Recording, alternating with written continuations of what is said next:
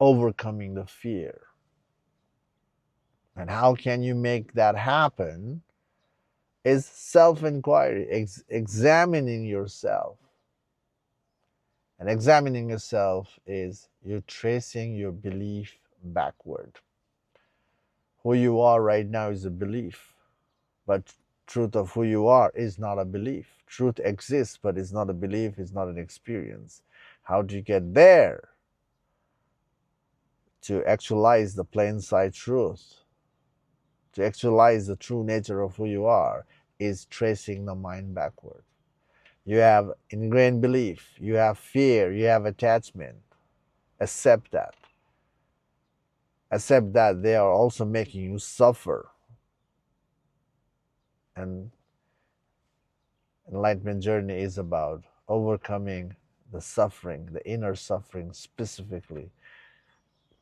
So how do you make that happen? Is tracing your attachment backward all the way to see the root and dismantling the root.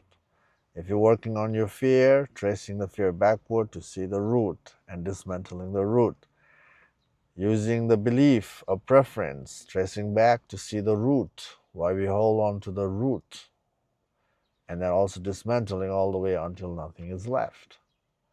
Why we need to go until nothing is left? Because the true nature of who you are is conscious and empty. So you have to empty yourself. So tracing the mind backward is the way to empty yourself. Not just that, it makes you thorough of your mind and to wake up to the conscious self, conscious you.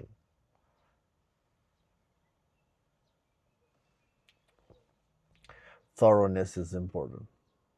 That's why it's called enlightenment. To enlighten yourself, you have to be thorough of your mind by moving backward in the mind. So, again,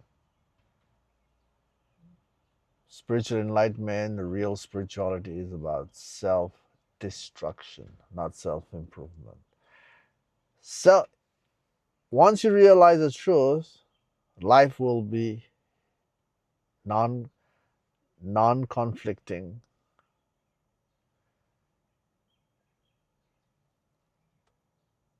In that sense,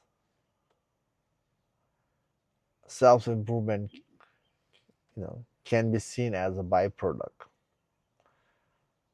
But without seeing